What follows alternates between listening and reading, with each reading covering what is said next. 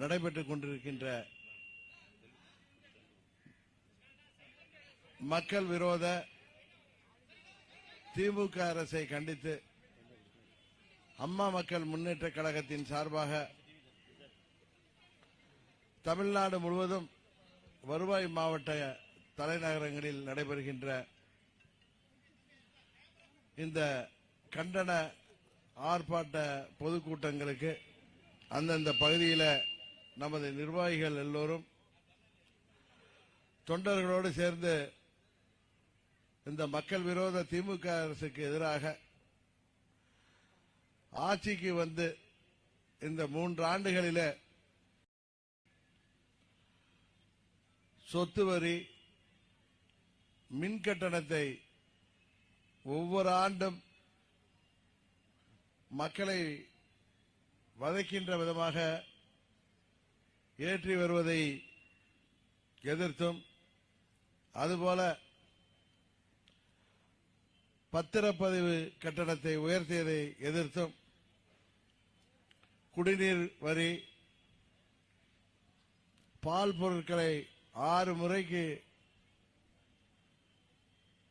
விலையை உயர்த்தியும், மறைமுகமாக பேருந்து கட்டணத்தை உயர்த்தியும் இந்த ஆட்சியாளர்கள் தமிழ்நாட்டு மக்களை, குறிப்பாக ஏழை எளிய மக்களை, விவசாயிகளை, தொழிலாளர்களை, அரசு ஊழியர்களை, ஆசிரியர்களை, போக்குவரத்து தொழிலாளர்களை, நெசவாளர்களை, சிறு குறு நடுத்தர தொழில் நடத்துபவர்களை, ஏன் பெரிய தொழில் நிறுவனங்களை இன்றைக்கு பாதிப்புக்குள்ளாகி, ஏற்கனவே அம்மா அவர்கள் இருந்த பொழுது சிறந்த மாநிலமாக விளங்கிய தமிழ்நாடு இன்றைக்கு பின்தங்கி வருவதை கண்டித்து இருக்கின்ற 1.5 ஆண்டுகளிலாவது மக்களை வாட்டி வதைக்காமல் ஊழலற்ற ஒரு முறைகேடுகள் இல்லாத ஆட்சியை கொடுத்து தமிழ்நாட்டில் இன்றைக்கு மூளை முடுக்கெல்லாம் கஞ்சா போன்ற போதைப் பொருட்கள் இன்றைக்கு விற்கப்படுகின்ற அவல நிலையை போக்கி தினமும் தமிழ்நாடு முழுவதும் எப்பொழுதும் இல்லாத அளவிற்கு இன்றைக்கு கொலைகள் பெருகி சாமானியர்கள்,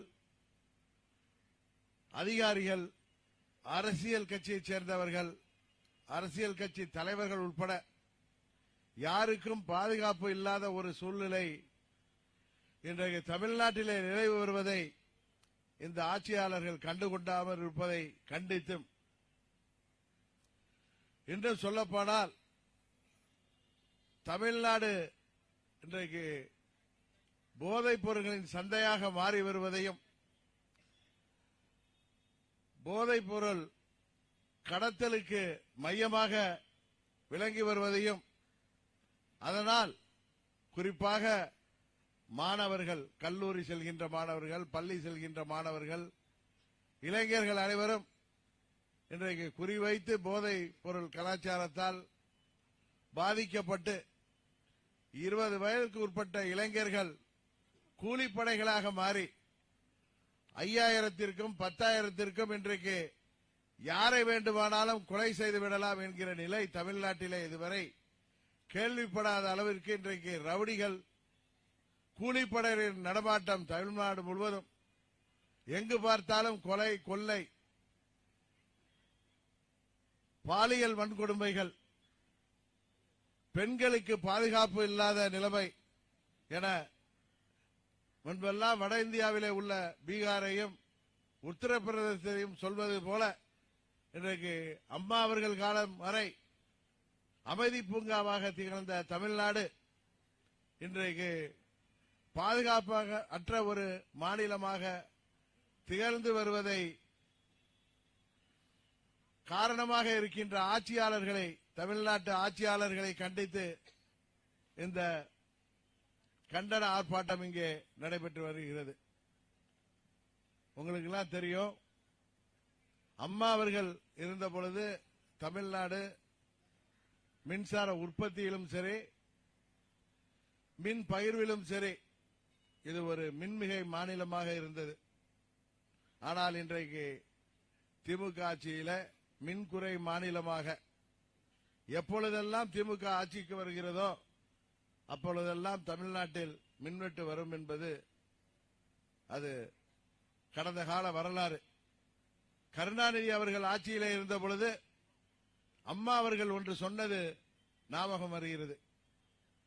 மின்சாரம் கொடுக்க வக்கில்லை, மின்சார கட்டணத்தை உயர்த்துவதற்கு வெட்கமில்லையா என்று அம்மா அவர்கள் சொன்னது ஞாபகம் வருகிறது. இன்றைக்கு அவரது மகன் திரு ஸ்டாலின் அவர்கள் ஆட்சியிலும் இன்றைக்கு மின்சார தட்டுப்பாடு, அறிவிக்கப்படாத மின்வெட்டு, சாமானியர்கள் முதல் விவசாயிகள், தொழில் நிறுவனங்கள் என அனைவரும் இந்த மின்வெட்டால் பாதிக்கப்படுகின்ற நிலைமை தமிழ்நாட்டில் இன்றைக்கு ஏற்பட்டிருக்கிறது. இன்றைக்கும் உங்களுக்கு நல்லா தெரியும், தமிழ்நாட்டில் நமது வட சென்னை மின் நிலையம் உட்பட, அனல் மின் நிலையம் உட்பட, அங்க வட சென்னையில் 2 அனல் மின் நிலையங்கள், மேட்டூர்ல 2 அனல் மின் நிலையங்கள், தூத்துக்குடியில் அனல் மின் நிலையம் என 5 அனல் மின் நிலையங்கள், அதுபோல வட சென்னை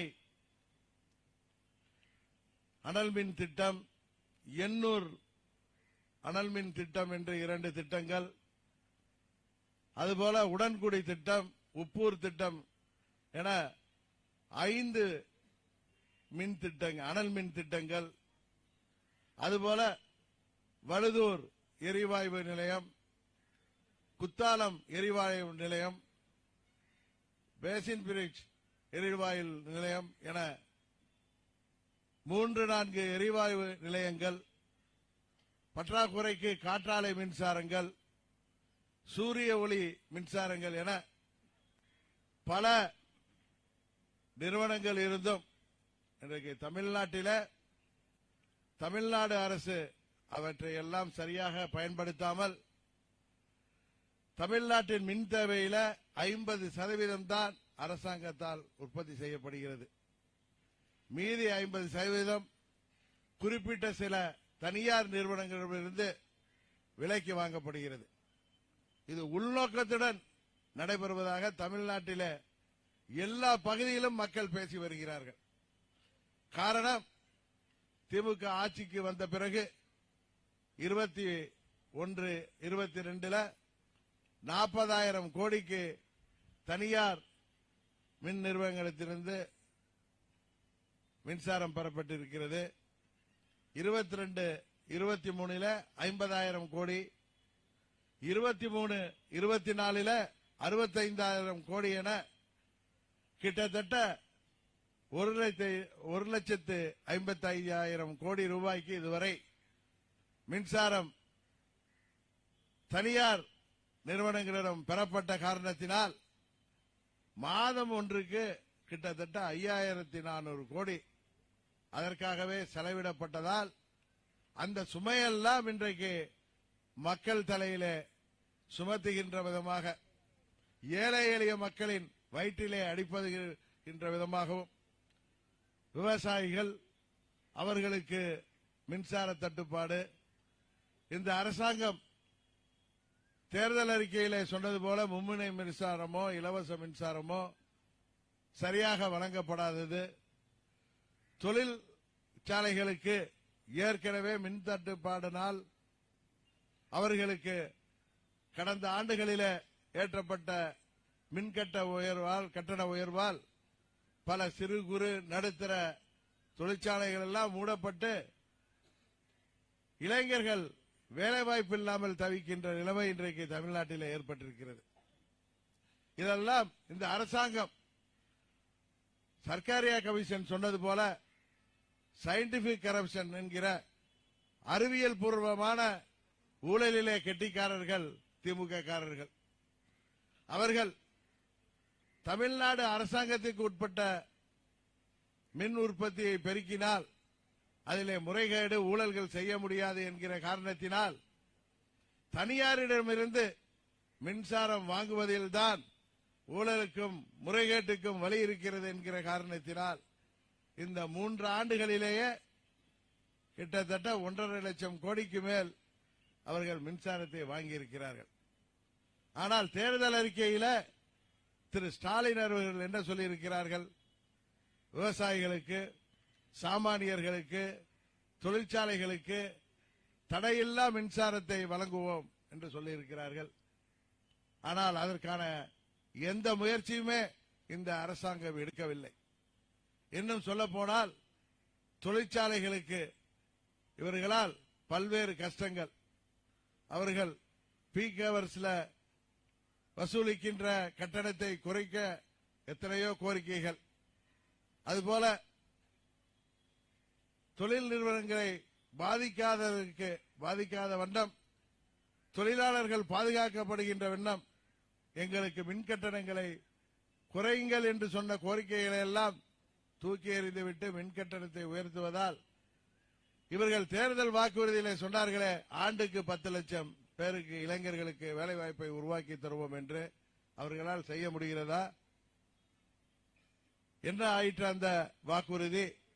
இளைஞர்கள் இன்றைக்கு வேலைவாய்ப்பு இல்லாமல் போதைக்கு ஆளாகி கூலிப்படைகளாக 5000த்திற்கும் 10,000த்திற்கும் தமிழ்நாடு முழுவதும் மாறுகின்ற ஒரு அவல சூழ்நிலையைத்தான் இன்றைக்கு முதல்வர் ஸ்டாலின் அவர்கள் தமிழ்நாட்டிலே உருவாக்கி வைத்திருக்கிறார்கள்.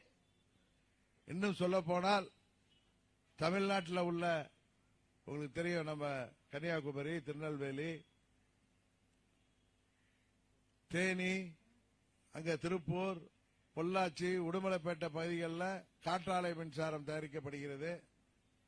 அதுல இந்த பவர் லாஸ், மின் இழப்பை தடுக்கின்ற விதமாக அதற்கு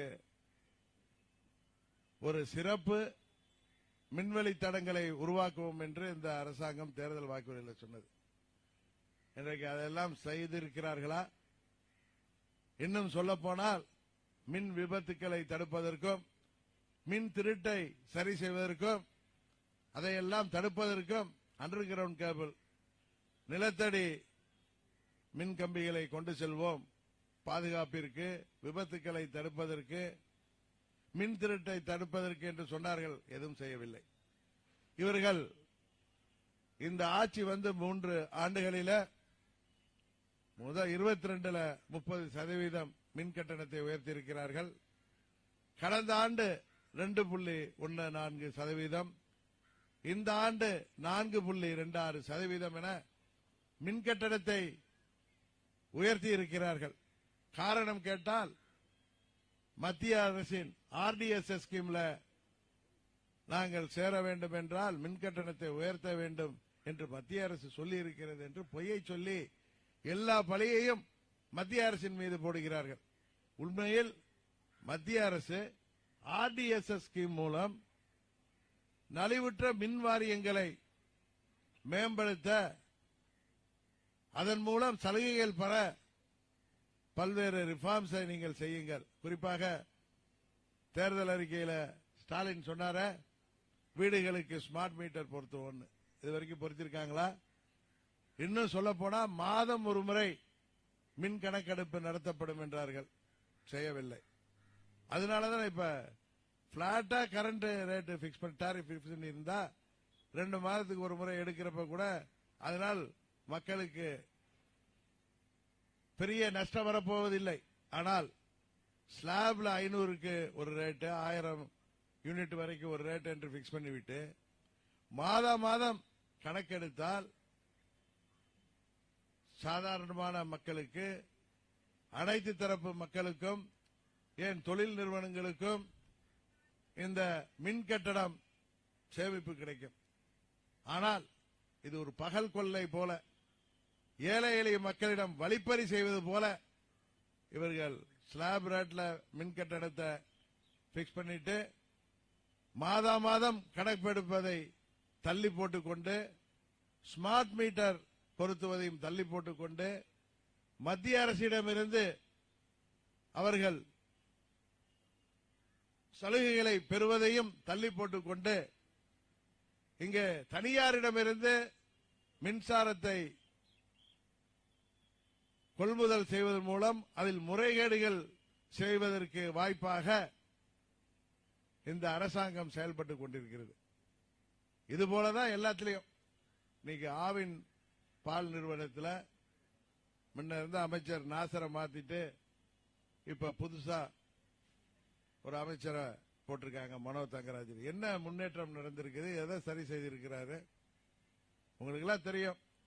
தமிழ்நாட்டில் கிராமப்புறங்களின் பொருளாதார மேம்பாட்டிற்கும் விவசாயிகளின் வாழ்வாதாரத்திற்கு முக்கியமாக இருப்பது கிராமப்புறங்களில் கூட்டுறவு சங்கங்கள் மூலம் பால் உற்பத்தியாளர்கள் தங்கள் வீட்டில் பசுமாடு வளர்த்து அந்த பாலை எல்லாம் கூட்டுறவு சங்கங்கள் மூலம் அரசுக்கு சப்ளை செய்வதன் மூலம் கிராமப்புற பொருளாதாரம் இந்தியா முழுக்க குறிப்பா தமிழ்நாட்டில் அது ஒரு முக்கியமான பங்கு வகிக்குது.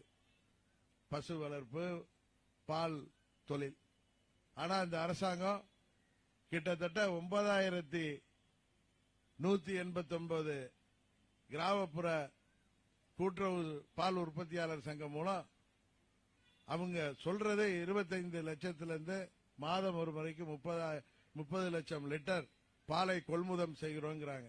ஆனா உண்மையில 15 லட்சத்திலிருந்து 20 லட்சம் தான் கொள்முதல் செய்வதாக நமக்கு தகவல்கள் கிடைக்கின்றன.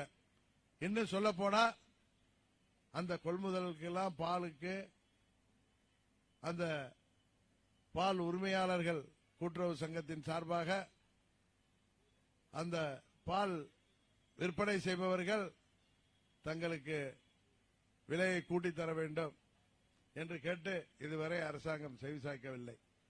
அதிலும் ஒரு சயின்டிபிக் முறைகேடு வழிவகுக்கிறது. காரணம், தனியார் பால் நிறுவனங்களை தமிழ்நாட்டிலே வளர்த்து விடுவதன் மூலம் ஊழலுக்கும் முறைகேட்டிற்கும் வழிவகுப்பதற்காக இன்றைக்கு ஆவின் பால் நிறுவனம் இன்றைக்கு எப்படி செயல்படுகிறது என்பது உங்களுக்கு தெரியும்.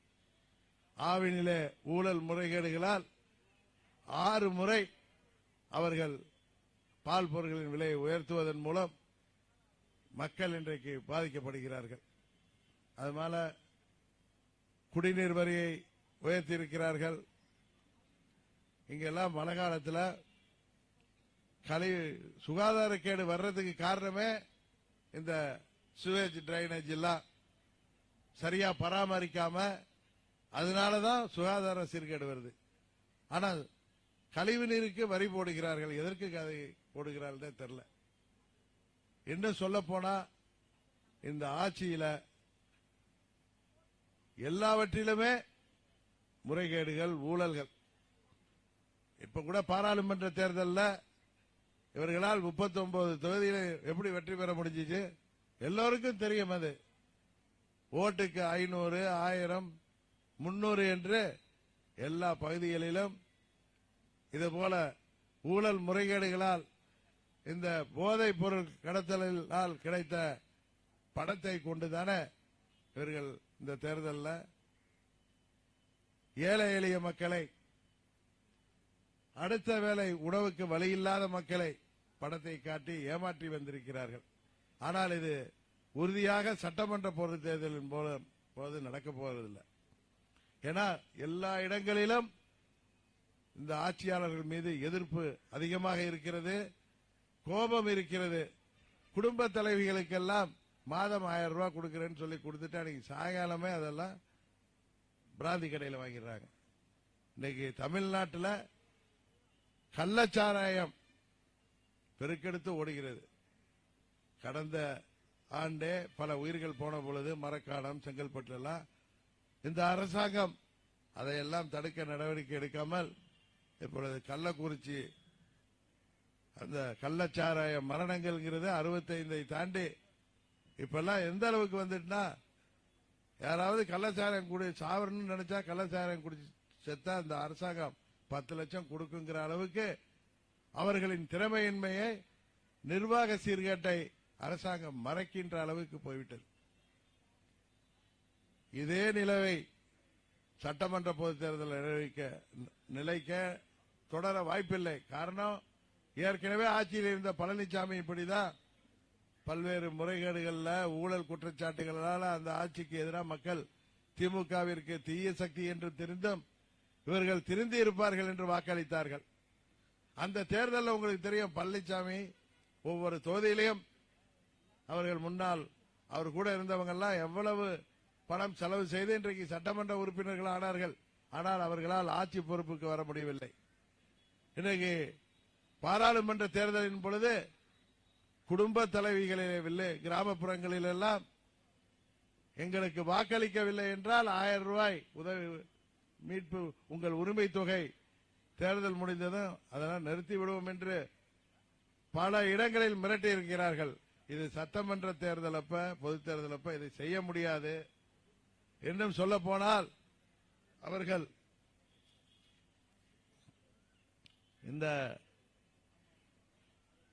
ஒரு ஆட்சி நடக்கிறப்ப நடக்கின்ற இடைத்தேர்தல்களில் கடந்த 20-25 ஆண்டுகளாக நமது ஆர்கே நகர் தொகுதியை விதிவிலக்கு, மற்ற தொகுதிகளில் ஆளுங்கட்சி தான் ஜெயிக்கும்.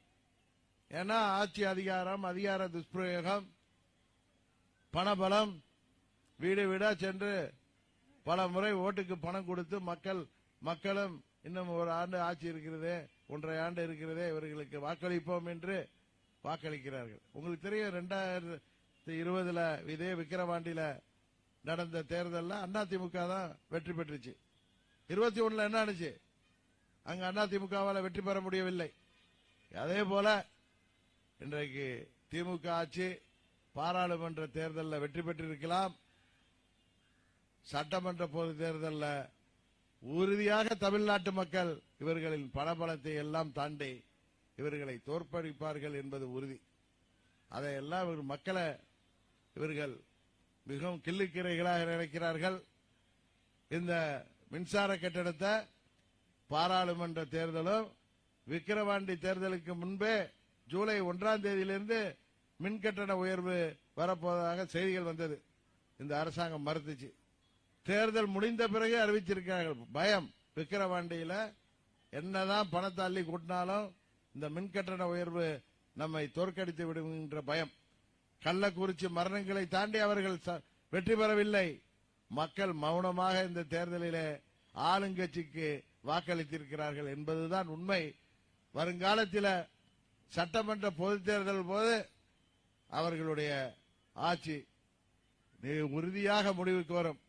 இன்றைக்கு எல்லோரும் சொல்லலாம், எதிர்க்கட்சிகள் எல்லாம் பிளவுபட்டிருக்கின்ற காரணத்தினால் திமுக எளிதாக கூட்டணி பலத்தோடு ஜெயித்து விடுகிறது என்று. அதை நாங்கள் மாற்றி காட்டுவோம். ஒரு சிலர் சுயநலத்தால், துரோக சிந்தனையால், பதவி வெறியால், பணத்திமிரால அவர்கள் தனியாக இன்றைக்கு சட்டமன்ற பொதுத் தேர்தலில் அவர்களின் திமிருக்கு மக்கள் பாடம் புகட்டிய பிறகும் திருந்தாமல் ஒரு சிலர் இன்றைக்கு ஆணவத்திலே, அகம்பாவத்திலே இன்றைக்கு வானுக்கும் மண்ணுக்கும் குதிக்கிறார்கள். அவர்களுக்கெல்லாம் தக்க பாடம் புகட்டி தமிழ்நாட்டில் தேசிய ஜனநாயக கூட்டணி வலுவான கூட்டணியாக அமைந்து இந்த தேர்தலில் உறுதியாக தமிழ்நாட்டில் ஆட்சி மாற்றத்தை உருவாக்குவோம். கூட்டணி ஆட்சியை முதல்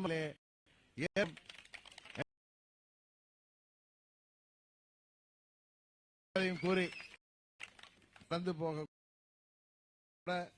பயப்படுகின்ற அளவிற்கு சட்டம் ஒழுங்கு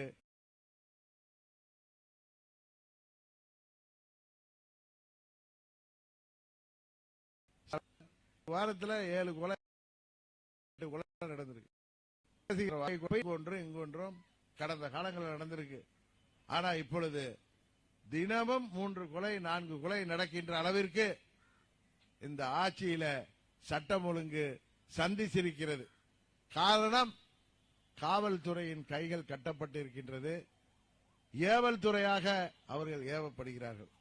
எப்பொழுதெல்லாம் திமுக ஆட்சிக்கு வருகிறதோ அப்பெல்லாம் தெரியும் உங்களுக்கு காவல்துறை எப்படி அவர்கள் செயல்பட அவர்கள் அனுமதிக்கப்படுவார்கள் என்று. அம்மா அவர்கள் ஆட்சி காலத்தில் காவல்துறை எப்படி செயல்பட்டது என்பதும், ரவுடிகளுக்கும் சமூக விரோதிகளுக்கும் தமிழ்நாட்டில் இடமில்லாமல் இருந்தது. திமுக ஆட்சிக்கு வந்த உடனே இன்றைக்கு ரவுடிகளும் சமூக விரோதிகளும் எல்லா பக்கங்களிலும் எல்லா ஊர்களிலும் அவர்களின் அராஜகங்கள், என்றும் சொல்ல போனால் இந்த பெய்டு கில்லர்ங்கிறோமே, கூலிப்படைகள் அதிகரித்து வருகிறது. இவர்கள் வருஷத்துக்கு 10 லட்சம் பேருக்கு வேலை வாய்ப்பை உருவாக்குவேன்னு சொன்னாங்க இளைஞர்களுக்கு. இதுதான் வேலை வாய்ப்புன்னு நினைக்கிறேன் இந்த ஆட்சியில. இந்த வேலை வாய்ப்பை தான் திரு ஸ்டாலின் அவர்கள் சொன்னார்கள் என்று நினைக்கிறேன். ஏனால் அவர்களுக்கு தெரிந்த வழி அதுதான். இதுபோல சட்டம் ஒழுங்கு கெட்டால்தான் இவர்களுக்கு ஆட்சி நடத்த முடியும் என்கிற ஒரு தவறான எண்ணத்தில் இவர்கள் ஆட்சி நடத்தி கொண்டிருக்கிறார்கள். இன்னும் சொல்ல போனால் இன்றைக்கு எங்கு போதை மருந்து பிடிபட்டாலும் அதில் பின்னணியில ஆளுங்கட்சியைச் சேர்ந்த நிர்வாகிகள், போதை கடத்தலுக்கு ஆளுங்கட்சியைச் சேர்ந்த நிர்வாகிகள் உடந்தை. எங்கு கொலை கொள்ளை நடந்தாலும் அதில் ஆளுங்கட்சியைச் சேர்ந்தவர்களுக்கு தொடர்பு என்கிற நிலைமையில்தான் இன்றைக்கு தமிழ்நாடு முழுவதும் இன்றைக்கு சட்டம் ஒழுங்கு சந்தித்திருக்கின்றது. அதுபோல மணல் கடத்தலை, அதுபோல சமூக விரோத செயல்களை தடுக்கின்ற அரசு அதிகாரிகள் அச்சுறுத்தப்படுகிறார்கள், கொலை செய்யப்படுகிறார்கள். இன்றைக்கு தமிழ்நாடு ஒரு காட்டுமிராண்டித்தனமான ஒரு நாகரிகத்தில் சென்று கொண்டிருக்கிறது. இதுதான் திராவிட மாடல் என்று தமிழ்நாட்டு முதலமைச்சர் இன்றைக்கு அவர் மார்த்தட்டு கொண்டிருக்கிறார். இவர் திராவிட மாடல் ஆட்சியில தமிழ்நாட்டில் மூளை முடுக்கெல்லாம் போதை கலாச்சாரம் பரவி இருக்கிறது. போதை மருந்து வியாபாரம் பரவி கிடக்கிறது. குறிப்பாக மாணவர்களுக்கு போதை சாக்லேட், கல்லூரி மாணவர்களுக்கு இளைஞர்களுக்கு போதை மாத்திரை, போதை ஊசி என்று எல்லா இடங்களிலும் மூளை முடுக்கெல்லாம் சந்து பொந்துகளில் எல்லாம் போதை மருந்து வியாபாரம், கள்ளச்சார வியாபாரம் என்று இந்த ஆட்சியில தமிழ்நாடு இன்றைக்கு மிகவும் அழிவுப்பாதை நோக்கி சென்று கொண்டிருக்கிறது. இதிலிருந்தெல்லாம் மீட்டெடுப்பதற்கு மீண்டும் தமிழ்நாட்டில அம்மா அவர்கள் ஆட்சியை போன்ற ஒரு சிறந்த ஆட்சியை கொண்டு வருவதற்கு உறுதியாக தமிழ்நாட்டு மக்கள் எங்களுக்கு ஆதரவளிப்பார்கள் என்ற நம்பிக்கை இருக்கிறது. திமுக ஆட்சிக்கு வந்தாலே தமிழ்நாட்டில் சட்டம் ஒழுங்கு கெட்டு போய்விடும், தமிழ்நாட்டில் மின்வெட்டு வந்துவிடும் என்பதை மக்கள் எண்ணி பார்த்து வருத்தப்பட்டுக் கொண்டிருக்கின்ற காலம் இன்றைக்கு. அதுபோல பேருந்துகள், இன்றைக்கு காலாவதியான பேருந்துகள் எல்லா பக்கத்திலையும் போயிட்டு இருக்கு. இப்பதான் அவ்வளவு நேரம் வந்ததுல ஒரு பிங்க் பஸ் வருது, அதுலயுமே பெண்களுக்கு இலவசம் சொல்லிட்டு அத 50 சீட் இருக்குன்னா 10-15 சீட்டு கூட பெண்கள் ஏற முடியவில்லை. அதுபோல எங்க பார்த்தாலும் பத்திரிகைகளையும் தொலைக்காட்சியில் பார்த்தா பேருந்துல கதவு உடைந்து விழுகிறார்கள், டயர் கலண்டு போகுது. எல்லாம் காலாவதியான பஸ்ஸுகளை வைத்துக் கொண்டு இன்றைக்கு தமிழ்நாடு டிரான்ஸ்போர்ட் கார்பரேஷன் நடைபெற்றுக் கொண்டிருக்கிறது. இதுதான் தமிழ்நாட்டின் நிலைமை. இதையெல்லாம் உறுதியாக தமிழ்நாட்டு மக்கள் சகித்துக் கொண்டிருக்க மாட்டார்கள்.